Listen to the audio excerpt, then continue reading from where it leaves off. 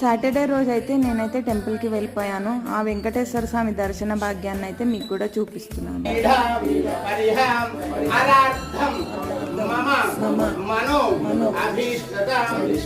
మా అమ్మగారు వచ్చారనమాట. అయితే ప్రతి మంగళవారము ఇక్కడ సాయంకాలం 6 గంటల నుంచి 8 వరకు అయితే హనుమాన్ చాలీసా అవుతుంది 11 టైమ్స్. ఆ తర్వాత ఒక 4 పాటలు పాడి తర్వాత అయితే ఇక మేము ఇంటికి వచ్చేస్తాం. ప్రతి మంగళవారం అయితే హనుమాన్ చాలీసా అవుతుంది. తర్వాత అయితే ఈ గుళ్ళో వినాయకుడు, ఇంకా సూర్య భగవానుడు, ఇంకా అభయ ఆంజనేయ స్వామి.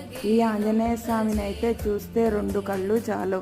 తర్వాత అయితే నీలకంఠేశ్వర స్వామి స్వామివారైతే బ్రహ్మసూత్ర శివలింగంగా మనకు దర్శనమిస్తారు.